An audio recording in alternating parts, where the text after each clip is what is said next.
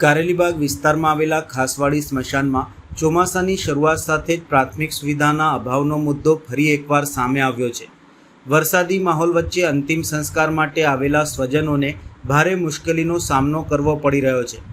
વરસાદથી બચવા માટે અગ્નિ સંસ્કાર દરમિયાન પતરા ઢાંકી અંતિમ ક્રિયા કરવાની ફરજ પડી રહી છે, જેના કારણે લોકોમાં રોષની લાગણી જોવા મળી રહી છે। સામાજિક કાર્યકર અતુલ ગામેચીએ સ્મશાનની હાલત અંગે નારાજગી વ્યક્ત કરતા જણાવ્યું હતું કે નાગરિકો નિયમિતપણે વેરો ભરે છે, ત્યારે સ્મશાન જેવી પ્રાથમિક સુવિધાઓની જવાબદારી મહાનગરપાલિકાની છે। તેમ છતાં હાલ સ્મશાનોના સંચાલનના કોન્ટ્રાક્ટ આપવામાં આવ્યા બાદ પણ સ્થિતિ વધુ ગંભીર બની હોવાનું તેમણે આક્ષેપો કરતા જણાવ્યું હતું। તેમણે જણાવ્યું હતું કે વરસાદ દરમિયાન મૃતકોના સ્વજનોને અંતિમ સંસ્કાર માટે પતરા મૂકવાની ફરજ પડે છે, જે અત્યંત દુઃખદ અને શરમજનક સ્થિતિ છે। આવનારા દિવસોમાં ચોમાસું વધી સક્રિય બનશે ત્યારે સમસ્યા વધુ ગંભીર બની શકે છે। મ્યુનિસિપલ કમિશનર દ્વારા બેઠક યોજવામાં આવે છે, પરંતુ જમીની સ્તર ઉપર તેના પરિણામો દેખાતા નથી તેવી પણ તેમણે ટીકા કરી હતી। સામાજિક કાર્યકર અતુલ ગામેચીએ વધુમાં જણાવ્યું હતું કે શહેરના સ્મશાનોની સ્થિતિમાં છેલ્લા અનેક વર્ષોથી કોઈ નોંધપાત્ર સુધારો થયો નથી। તેમણે સત્તાધીશો અને અધિકારીઓને સ્મશાનોની સ્થિતિ અંગે ગંભીર બનવા અપીલ કરી હતી। સાથે જ કોન્ટ્રાક્ટ આધારિત સંચાલન ઉપર સવાલો ઉઠાવતા જણાવ્યું હતું કે એક અંતિમ સંસ્કાર પાછળ આશરે 7,000 જેટલી રકમ લેવામાં આવે છે, છતાં પણ જરૂરી સુવિધાઓ ઉપલબ્ધ કરાવવામાં આવતી નથી। આવા બેદરકાર કોન્ટ્રાક્ટરોને બ્લેકલિસ્ટ કરવાની પણ તેમણે માંગણી કરી હતી। ખાસવાડી સ્મશાનની હાલતને લઈને સ્થાનિકોમાં અસંતોષ જોવા મળી રહ્યો છે અને ચોમાસા દરમિયાન સ્મશાનમાં જરૂરી છત, શેડ અને અન્ય મૂળભૂત સુવિધાઓ ઉપલબ્ધ કરાવવા માટે તંત્ર તાત્કાલિક પગલાં ભરે તેવી પણ માંગ ઉઠાવી હતી।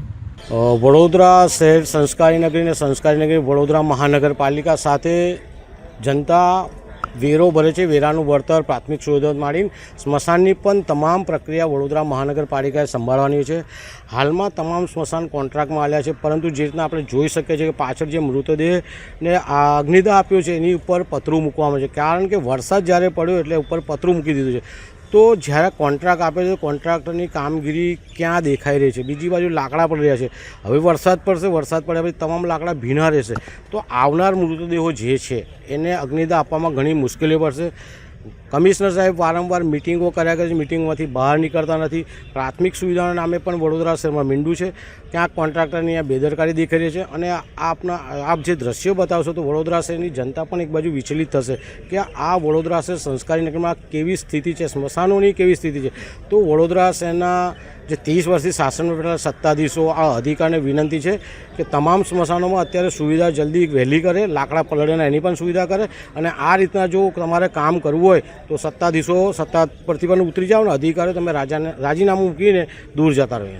લાગે છે જ્યારથી જ આ કોન્ટ્રાક્ટની સિસ્ટમ પ્રથા પાડવામાં ત્યારથી જ વિવાદમાં આવ્યું છે। જે રીતના કોન્ટ્રાક્ટ સિસ્ટમ કરીને કોન્ટ્રાક્ટ સિસ્ટમમાં એક મૃતદેહના 7,000 રૂપિયા આપવાની જ્યારથી ચર્ચા થઈ, અને એ પહેલાં અમે 2 વર્ષ પહેલાં કોન્ટ્રાક્ટ નહીં આપવાના આવેદનપત્રો પણ આપ્યા છે, પરંતુ જે રીતના ભાગ બટાઈ ચાલે છે સત્તાધીશોની, અધિકારીઓની કે મૃતદેહ પાછળ 7,000 રૂપિયા વડોદરા મહાનગરપાલિકા ચૂકશે। શું વડોદરા મહાનગરપાલિકાનું કોઈ ખિસ્સું છે? આ જનતાના વેરાના રૂપિયા છે ને એ રૂપિયા આપવાના છે। 7,000 રૂપિયામાં નહીં પણ 1,500-2,000 રૂપિયામાં એક મૃતદેહને આરામથી સ્મશાન વિધિ થઈ જતી હોય, પરંતુ એ 7,000 રૂપિયા લઈને કોન્ટ્રાક્ટર, સત્તાધીશો, અધિકારીઓ તમામ મૃતદેહો પાછળ પણ મલાઈ ખાઈ રહ્યા છે।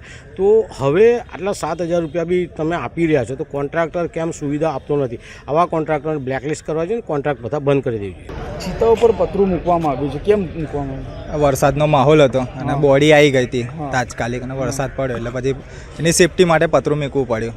ત્યાં આગળ છત છે નહીં, ત્યાં આગળ તો પછી પાલિકામાં તમે જણાવ્યું છે કે આ પ્રકારની પરિસ્થિતિ છે? એ કોન્ટ્રાક્ટને કીધેલું છે, એમણે બી સામે એ કરેલું છે। લાકડા પણ પલળી રહ્યા છે, સાથે પાણી જે નાહવાની સુવિધા છે એ પણ નથી। હા, નાહવાની તો સુવિધા નહીં, પાણીની સુવિધા છે નહીં। કેમ પાણીની સુવિધા નથી? પાણીની સુવિધા જે જૂનું હતું ને એ તોડી નાખ્યું છે, સામે નીચે ટાંકી છે ને એમાં પાણી આવે છે।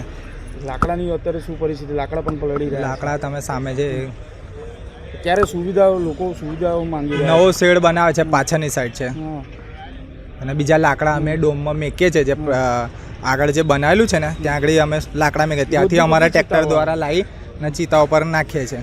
રોજની કેટલી આવી રહી છે? રોજની એનું નક્કી નહીં હોતું, 15ની ઉપર થઈ જાય છે બોડી। કેટલી છે? ચિતા 10 છે. હા હા, તો પછી આ બે આખું બહારની 8 અંદર છતવાળી છે અને 2 બહારની છે. તો હવે તેમાં પછી નામ છૂટ્યો તો એનો ઉપયોગ તો કરવો પડશે હા, ને?